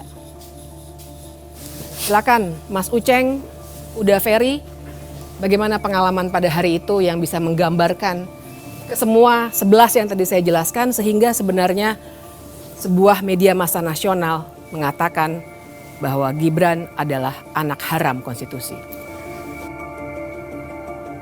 Ya, kami ingin memulai dengan argumentasi bahwa setiap peristiwa bahkan kejahatan bisa dibongkar dengan mengungkap siklus waktu. 9 Maret, Partai Solidaritas Indonesia mengajukan permohonan pengujian Undang-Undang Pemilu, tepatnya pasal 169 huruf Q yang mengatur soal batas usia calon presiden dan calon wakil presiden. Ketentuannya menghendaki hanya orang yang sudah berusia 40 tahun yang dapat mengajukan diri sebagai calon presiden atau calon wakil presiden. PSI menginginkan diatur hanya orang yang telah berusia 35 tahun dapat mengajukan diri sebagai calon. Yang menarik dari PSI adalah ketika permohonan ini berjalan, komposisi ketua atau pimpinan PSI dirombak. Gibran yang merupakan kakak dari Kaisang yang semula diajukan sebagai calon presiden oleh PSI mengganti ketuanya menjadi adik Gibran, yaitu Kaisang. Lalu harus diingat bahwa Ketua Mahkamah Konstitusi adalah paman dari Gibran dan Kaisang. Juga sangat penting dalam perkara itu karena ini pengujian undang-undang, maka dengan sendirinya termohon dalam pengujian ini adalah pemerintah yang dipimpin oleh ayah Gibran, yaitu Presiden Joko Widodo. Ini menjadi catatan penting kalau kita bicara konflik kepentingan dalam perkara ini. Kemudian, Partai Garuda mengubah permohonan yang sama topiknya dengan meminta bahwa selain berusia 40 tahun, mestinya ada alternatif, yaitu berpengalaman sebagai penyelenggara negara. Permohonan mereka dimasukkan tanggal 2 Mei. Tanggal 5 Mei, seingat saya, ada 5 kepala daerah juga masuk. dengan logika yang kurang lebih sama. Tetapi bedanya adalah mereka sekaligus berpengalaman sebagai penyelenggara negara karena mereka adalah 5 kepala daerah yang sudah menjabat atau sedang menjabat di pemerintah daerah. Tidak lama kemudian, sebenarnya rentangnya cukup jauh sebenarnya, sekitar 3 bulan kemudian, ada Almas Sakibiru yang memasukkan permohonan baru dengan bahasa bahwa seorang yang bisa dicalonkan sebagai presiden atau wakil presiden itu sekurang-kurangnya harus berpengalaman sebagai kepala daerah. Tanggal 29 Agustus, sidang terakhir permohonan PSI, Partai Garuda, dan 5 kepala daerah dilangsungkan oleh Mahkamah Konstitusi. Dan saya ingat betul pada hari itu saya hadir di ruang sidang sebagai ahli untuk salah satu pihak terkait. Orang sering bilang saksi ahli, tapi yang benar ahli. Saya hadir dalam sidang menyampaikan pandangan saya, dan waktu itu sebagai ahli biasanya ada dialog dengan para hakim dan semua yang ada di situ yang formal. Sebenarnya terbaca bahwa hakim-hakim punya indikasi akan menolak 3 permohonan ini. Karena mereka melihat, dan ini baik secara umum, bahwa masalah syarat kepala daerah itu bukan wewenang Mahkamah Konstitusi, melainkan memang wewenang pembentuk undang-undang. Itu adalah sidang terakhir karena setelah itu biasanya akan ada penyerahan kesimpulan, kemudian rapat permusyawaratan hakim, kemudian putusan dibacakan. Kami masih menunggu-nunggu karena perkara ini tentu saja sangat menarik. Agak luput dari perhatian kami, ternyata pada 5 September ada pemeriksaan pendahuluan untuk permohonan Almas. Dan setelah itu, seperti normalnya prosedur di Mahkamah Konstitusi, ada perbaikan permohonan dari Almas. Kita bisa geser ke tanggal berikutnya pada 12 September. Almas memperbaiki permohonannya, kira-kira begini konstruksinya. Tetap 40 tahun sebagai syarat dalam pasal 169 huruf Q Undang-Undang 7 2017 itu, kemudian ditambahkan atau, jadi alternatif, atau berpengalaman sebagai kepala daerah baik di tingkat provinsi maupun kabupaten _kota. Berubah artinya ya, dari awalnya hanya kepala daerah, dia kemudian lebih menjelaskan bahwa bukan hanya kepala daerah di tingkat provinsi maupun juga kepala daerah di tingkat kabupaten kota. 19 September, kalau kita ingat, RPH pertama atau rapat permusyawaratan hakim pertama itu dilakukan untuk gelombang pertama permohonan. Gelombang pertama itu adalah PSI, lalu kemudian Partai Garuda, dan 5 kepala daerah. Dalam perkara itu, semua ditolak. Ya. Dan luar biasanya, Anwar Usman tidak ikut RPH dengan alasan yang kemudian disebutkan bahwa dia menolak konflik kepentingan. Maju 2 hari kemudian adalah rapat permusyawaratan hakim pertama untuk permohonan Almas. Luar biasanya, kali ini Anwar Usman sudah masuk. Entah apakah dia sudah merasa konflik kepentingannya sudah tidak ada atau sakitnya sudah hilang. Tapi pada saat yang sama, Anwar Usman sudah ikut RPH di tanggal 21. Menariknya kembali, 8 hari setelah itu, di tanggal 29 September, terjadi peristiwa kunci dalam kasus ini. Almas Sakibiru, entah karena alasan apa, mencabut permohonannya. Sehari kemudian, permohonan Almas dimasukkan kembali. Padahal itu hari Sabtu, hari libur. Dan Ketua Mahkamah Konstitusi berkantor serta meminta panitera untuk masuk kerja. Biasanya kalau dicabut, bukannya dikeluarkan penetapan. Ya, itu uniknya perkara ini, sehingga disebut kunci. Seharusnya ketika penetapan atau pencabutan dilakukan, penetapan dikeluarkan, dilakukan pembacaan sidang penetapan pencabutan perkara. Anehnya itu tidak terjadi. Malah kemudian digelar sidang yang berbeda di tanggal 3 Oktober. Disebut berbeda karena sidang ini disebut sebagai sidang konfirmasi permohonan. Almas kemudian menyatakan bahwa sebenarnya dia tidak punya keinginan mencabut, tetapi itu keinginan kuasa hukumnya. Dan pada saat yang sama, sidang konfirmasi permohonan tidak ada dalam hukum ada acara. di dalam hukum acara MK. Jadi ini disebut unik karena memang tidak terdapat di dalam hukum acara Mahkamah Konstitusi. Nah, setelah praktik tidak ada dalam hukum acara itu, karena kasus Almas tetap dilanjutkan atau permohonan Almas tetap dilanjutkan, masuklah RPH kedua permohonan Almas.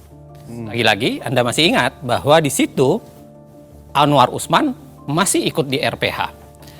Maju 4 hari kemudian, RPH ketiga untuk permohonan Almas kembali dilakukan. Ini juga menarik, Mas Ferry dengan Mbak Bibip.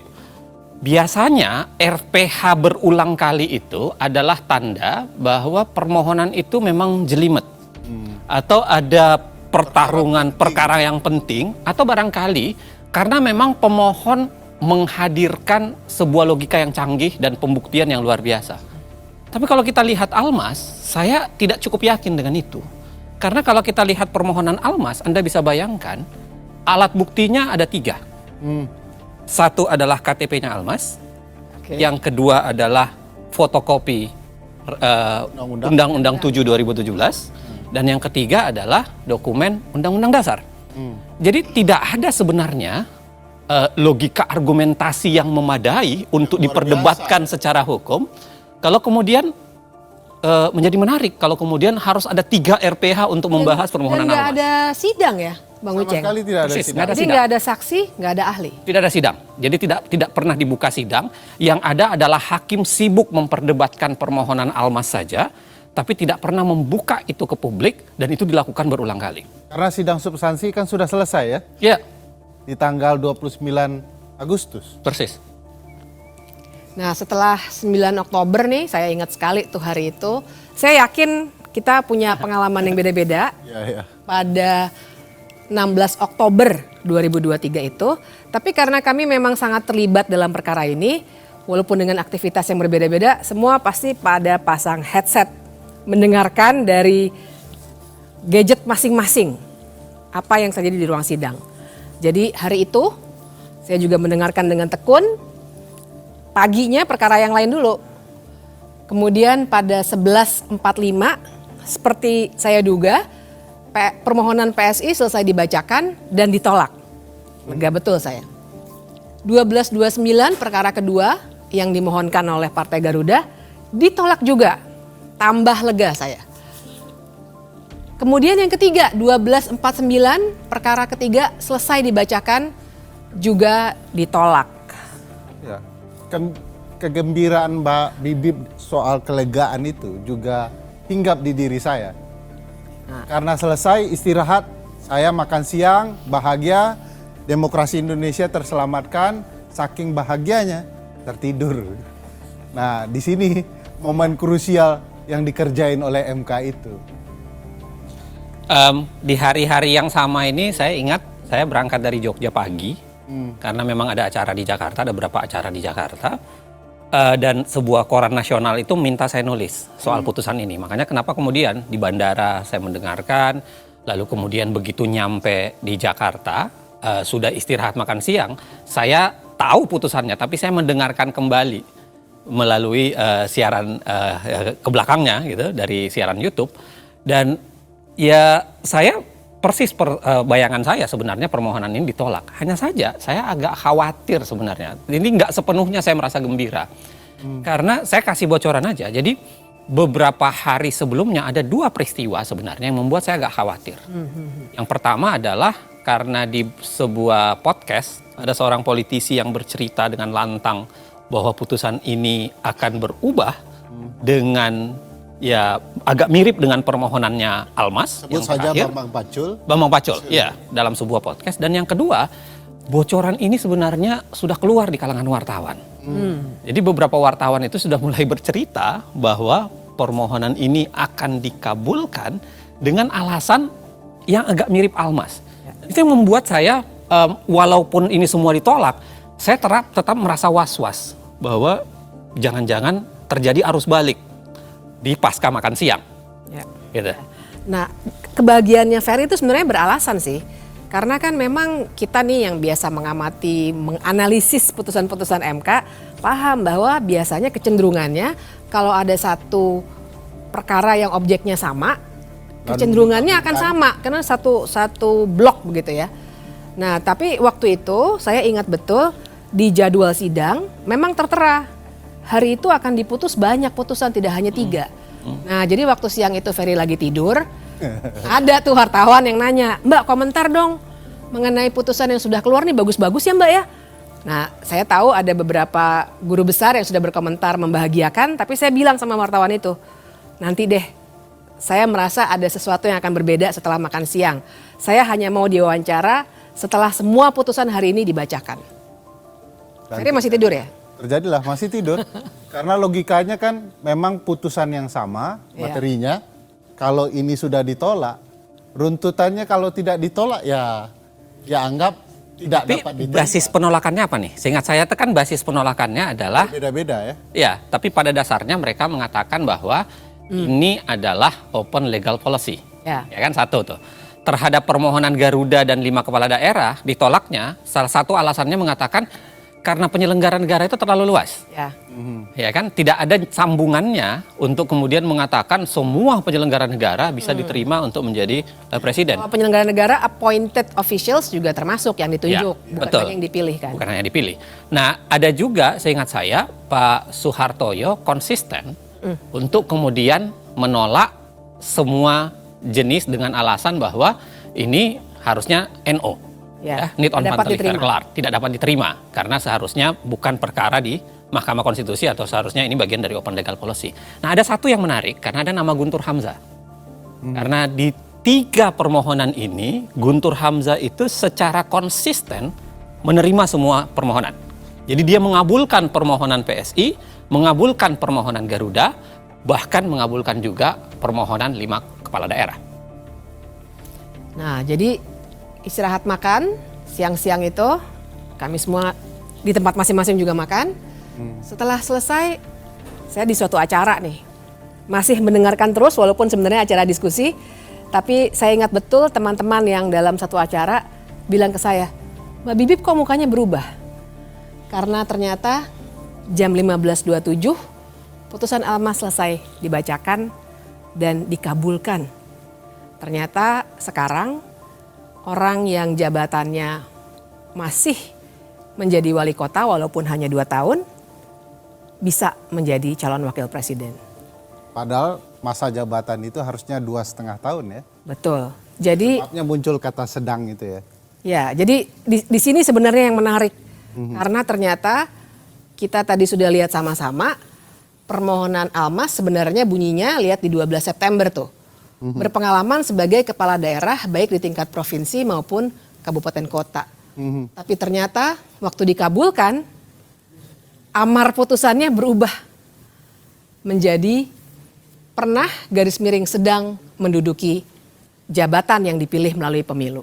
Ini pun sebenarnya agak aneh ya. Kalau dilihat dari praktik Mahkamah Konstitusi harusnya dia sedikit banyak agak terikat dengan permohonan. Tapi ketika dia berbeda dari permohonan itu kan secara teori ketatanegaraan biasa perdebatannya banyak. Misalnya soal ultra petita dan lain-lain sebagainya. Tapi saya kira apapun itu ya berapa hari kemudian Gibran mendaftar. Tapi saya kan masih tidur itu ya. Jadi tiba-tiba ada Oh iya dibanguninnya gimana tuh? Dibangunin oleh senior dikatakan Gibran diperbolehkan mencalon. Saya sedikit marah dan sampai mengatakan saya gugat Anda nanti. Karena Anda mengganggu mimpi saya soal betapa indahnya demokrasi di Indonesia. Sekarang setelah terbangun, rasa-rasanya demokrasi jadi kian buruk. Tak lama kemudian, 25 Oktober, pasangan Prabowo Gibran mendaftar ke KPU.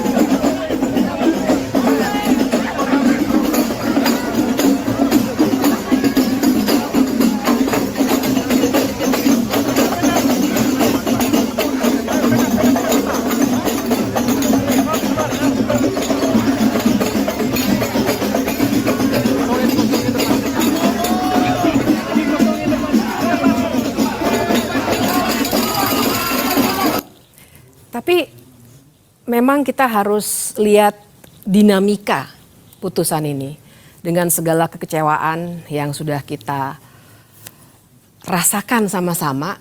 Kita bisa melihat ada apa sebenarnya di balik putusan nomor 90 itu. Kalau digambarkan secara luas kira-kira kan seperti ini. Ada 9 orang hakim Mahkamah Konstitusi. Kita lihat dulu dari yang mengabulkan.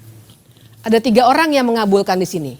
Anwar Usman, Ketua Mahkamah Konstitusi yang juga paman Gibran. Guntur Hamzah, yang tadi sudah diceritakan konsistensinya. Kemudian yang ketiga ada Manahan Sitompul. Kemudian di ujungnya, karena dia sangat bertolak belakang, ada 4 orang yang menolak atau sering kita kenal dengan memberikan dissenting opinion atau pendapat berbeda. Ada Saldi Isra, ada Arief Hidayat, ada Wahidudin Adams, dan ada Soehartoyo. Dan mengabulkan di sini sebenarnya maknanya adalah jadinya Gibran yang masih menduduki jabatan sebagai wali kota menjadi berhak untuk dicalonkan sebagai calon wakil presiden. Sedangkan yang menyatakan pendapat berbeda pada intinya bilang ini seharusnya ditolak karena memang bukan kewenangan dari Mahkamah Konstitusi seperti yang tadi sudah kita diskusikan. Tapi jangan lupa, Kim MK, berarti 4 dissenting ini adalah konsisten dengan posisi di permohonan PSI, Garuda dan 5 kepala daerah. Betul. Mereka sama-sama mereka menolak semua kan dengan alasan yang sama dan mereka konsisten dengan menolak sehingga dimasukkan di dissenting itu. Ya, mereka sebenarnya konsisten, tapi tersisa 2 nih. Dan ini yang menarik, karena yang 2 ada di tengah-tengah, yaitu Eni Nurbaningsih dan Daniel Yusmik. Mereka menyampaikan pendapat yang sering kita namakan concurring opinion. Secara teoretik itu artinya pendapatnya mereka memberikan alasan yang berbeda, walaupun kesimpulannya sama dengan mayoritas putusan. Nah, jadi dengan gambaran ini perlu saya jelaskan sedikit ngomong-ngomong bahwa perbedaannya ada di mana. Yang mengabulkan bilang bahwa semua jabatan yang dipilih melalui pemilu, termasuk di situ gubernur, wali kota, bupati, bisa mencalonkan diri sebagai calon wakil presiden. Sementara Eni Nurbaningsih dan Daniel Yusmik sebenarnya bilang nggak bisa, hanya sampai batas gubernur yang bisa mencalonkan diri sebagai calon wakil presiden dan calon presiden. Nah, dengan gambaran seperti itu kan harusnya pendapat yang sifatnya concurring itu lebih dekat kepada pendapat yang menolak. Karena mereka sebenarnya tidak setuju dengan jabatan wali kota, tidak seluas itu. Tapi ternyata yang diputuskan, mereka yang berpendapat berbeda dikelompokkan ke dalam kelompok yang mengabulkan. Nah, di sini sebenarnya ada beberapa pertimbangan yang menarik dan saya perlu garis bawahi bahwa mereka berhenti di level gubernur. Sementara putusan mengabulkan untuk semua jabatan yang dipilih melalui pemilu. Izin, Saya mau jelaskan ya, saya mau coba menggambarkan betapa pergeseran-pergeseran para hakim ini. Saya boleh ya, saya pakai Boleh. gambaran secara sederhana ya, untuk menggambarkan bahwa ini menarik melihat pergeseran hakim per hakim ya dalam putusan ini. Nah, jadi gini ya, tadi kan digambarkan oleh Bibip bahwa sebenarnya ada dua keterbelahan. Ya, ada keterbelahan atau beginilah kita gambarkan bahwa terjadi perbedaan antara kita sebut aja gelombang pra-makan siang sama pasca makan siang. Ya.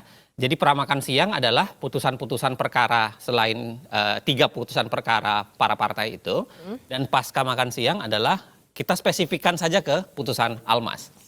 Nah, kalau kita lihat pas pra-makan siang ya, sebenarnya komposisi hakim itu menarik untuk kita lihat.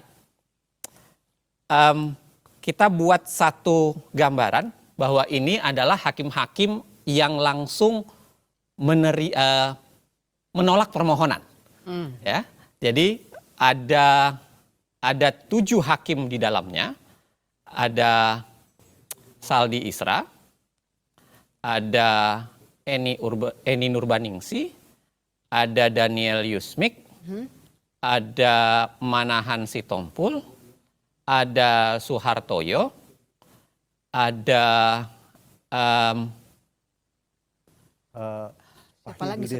Wahidudin Adams, betul, dan Arif Hidayat, ya kan? Ada 7 di kelompok ini. 1 orang konsisten mengabulkan. Ini yang kita, atau saya ganti warnanya deh. Saya ganti warnanya ya, supaya jauh lebih mudah kita lihat. Ini adalah Guntur Hamzah yang betul-betul konsisten untuk menerima permohonan apapun. Dia tidak dianggap sebagai kebijakan hukum terbuka ya. Persis. Nah, ada 1 orang lagi di sini yang Anwar Usman yang sama sekali tidak ikut di permohonan itu dengan alasan yang tadi sudah saya jelaskan. Konflik kepentingan atau kemudian di keterangan yang lain dikatakan sakit. Ya. Oke. Nah, menariknya pergeseran pasca makan siang ini menarik untuk kita lihat. Oke. Pasca makan siang, ya, putusan pasca makan siang, khususnya Almas, kita bicara khususnya Almas, itu terjadi pergeseran karena yang menerima permohonan, ya, yang menerima permohonan kita pakai penerima itu adalah biru saja, ya kan? Yang menerima permohonan itu berubah menjadi 3. Ada 3 orang di situ. Ya. Ada Guntur Hamzah, ada Anwar Usman, dan ada Manahan Sitompul. Oke? Yes. Sedangkan yang konsisten dengan sikap pra-makan siang, itu tersisa cuma 4. Tersisa 4 itu adalah ada Saldi Isra, ada Arif Hidayat, ada Suhartoyo, dan ada Wahidudin Adams. Ya. Oke. Nah, tadi Bibip sudah menjelaskan bahwa ada varian baru yang berbeda, yaitu tiba-tiba hadir yang namanya concurring. Di sini ada 2, yaitu Eni Nurbaningsi dan Daniel Yusmik. Nah, dari sini ini menarik untuk kita diskusikan. Ya. Mengapa ada banyak pertanyaan? Pertanyaan pertama adalah mengapa Manahan Sitompul ini tiba-tiba bergabung di tempat sini? Ya. Ini yang banyak dibahasakan termasuk dalam putusan MK. Jangan-jangan ini adalah hasil dari proses lobby-lobby. Ya. Karena kan putusan MK menyatakan ada hakim lain yang masuk ke ruangan hakim lain untuk kemudian saling berbicara. Ya. Itu keanehan pertama. Keanehan kedua adalah Anwar Usman yang tiba-tiba ikut gabung berbeda dengan kasus dengan yang lain. Ya. Kalau ini kita sebut keanehan pertama, ini keanehan kedua. Oke? Keanehan ketiga adalah misteri pergeseran dua orang yang awalnya di sini adalah menolak dengan alasan yang dikembangkan. Ya, tadi Bibi sudah menjelaskan bahwa dia menjadi concurring, padahal concurringnya itu kalau kita baca, Eni termasuk menjelaskan cukup detail. Dia mengatakan, kenapa hanya gubernur yang boleh diterima dan berbeda dengan isi putusan, karena gubernur itu adalah wakil pemerintahan pusat di daerah. Sehingga gubernur itu seakan-akan adalah ada bau-bau pusatnya. Menjadi gubernur itu dekat dengan pemerintahan pusat dalam tanda kutip. Itu dibuat dalam putusannya concurringnya Eni. Nah, menariknya adalah saya tidak tahu mengapa ya, dan mungkin barangkali kita bisa diskusikan kemudian atau kita bisa simpulkan atau tertarik bagaimana cara berpikirnya. Mengapa Eni Nurbaningsih dan Daniel Yusmik memilih untuk concurring dan pada saat yang sama dia memilih untuk digabungkan di dalam putusan yang mayoritas 5 ini. Tadi Bibi sudah menjelaskan. Harusnya kalau komposisinya adalah dia bergabung dengan yang seperti ini, karena memang ini lebih pengelompokannya lebih dekat, harusnya putusannya menjadi 6-3. 6-3 ya. Ada juga pertanyaan Bang, kalau boleh bertanya. Almas mengajukan permohonan dengan mengatakan bagi yang pernah menjadi kepala daerah. Kata pernah, dia harus menyelesaikan masa jabatannya. Ya. Persis. Lalu tiba-tiba di putusan ada tambahan kata. Pernah atau sedang. Persis. Nah siapa yang melakukan perubahan itu? Kita nggak tahu ya, tapi kalau kita lihat gejalanya, ini kan ada 3 nama nih yang sebenarnya konsisten di sini. Dia, ya kan, yang kemudian bicara di sini. Yang paling konsisten itu adalah Guntur Hamzah. Guntur Hamzah. Karena Guntur Hamzah itu kan dari awal. Ya kan? Guntur Hamzah itu dari awal di semua kasus dia menerima. Guntur Hamzah ini hakim yang masuk dadakan ke Mahkamah Konstitusi karena harus diingat bahwa Guntur Hamzah ini adalah hakim yang menggantikan Hakim Aswanto secara pelanggaran konstitusi juga. Ya. Kita harus tetap ingat. Disahkan. Tapi tetap disahkan. Ya. Dan jangan lupa Guntur Hamzah ini pernah juga melakukan perubahan pada putusan sehingga dijatuhkan sanksi etik. Ya. Dan dia dulu adalah Sekretaris Jenderal Mahkamah Konstitusi. Persis. Nah,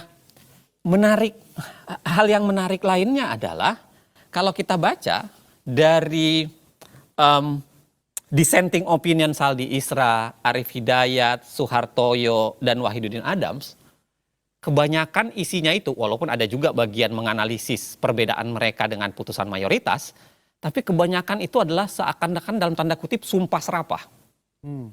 Ada kemarahan Saldi Isra yang dituliskan di situ, ada kemarahan Arif Hidayat dituliskan di situ, ada kegundahan Wahidudin Adams yang dituliskan di situ. Betul. Nah, lagi-lagi itu barangkali yang bisa menjelaskan kenapa putusan ini baunya anyir.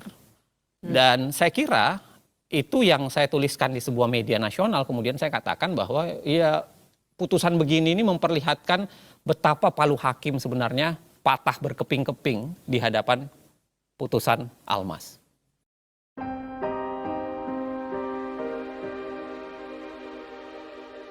Semua rencana ini tidak didesain dalam semalam, juga tidak didesain sendirian. Sebagian besar rencana kecurangan yang terstruktur, sistematis, dan masif untuk mengakali pemilu ini sebenarnya disusun bersama dengan pihak-pihak lain. Mereka adalah kekuatan yang selama 10 tahun terakhir berkuasa bersama. Persaingan politik dan perebutan kekuasaan, desain kecurangan yang sudah disusun bareng-bareng ini akhirnya jatuh ke tangan satu pihak, yakni pihak yang sedang memegang kunci kekuasaan di mana ia dapat menggerakkan aparatur dan anggaran. Tapi sebenarnya ini bukan rencana atau desain yang hebat-hebat amat. Skenario seperti ini dilakukan oleh rezim-rezim sebelumnya, di banyak negara, dan sepanjang sejarah. Karena itu untuk menyusun dan menjalankan skenario kotor seperti ini, Tak perlu kepintaran atau kecerdasan. Yang diperlukan cuma 2, mental culas dan tahan malu.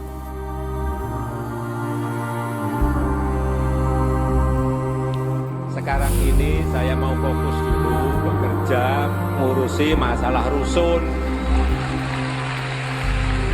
masalah monorail, masalah MRT, masalah kesenjangan tadi, masalah copet tadi, masalah-masalah itulah. Jadi saya yang paling kecil kayak Kaisang dia jualan pisang goreng, kemudian yang gede Gibran itu jualan martabak. Ini yang Ayang sama suaminya mau jualan kopi, ya silakan lah. Mau terjun ke politik juga silakan, nggak tahu saya. Tanyakan aja ke anaknya langsung.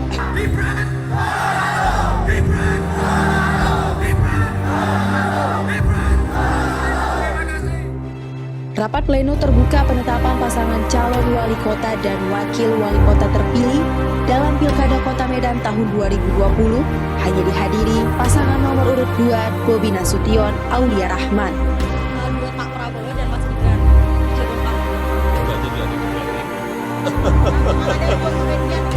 Pertama umur, yang kedua baru 2 tahun dengan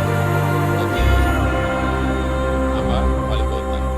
Saya tidak ada niat, tidak ada juga berminat menjadi presiden 3 periode.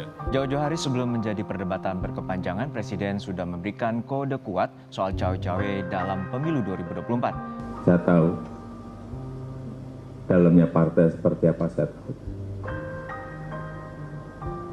Partai-partai seperti apa, saya tahu. Ingin mereka menuju kemana, saya juga ngerti. Informasi yang saya terima komplit.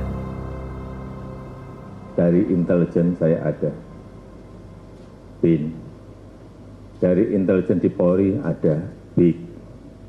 Dari intelijen di TNI saya punya, BAIS. Dan informasi-informasi di luar itu. Angka, data, survei, semuanya ada.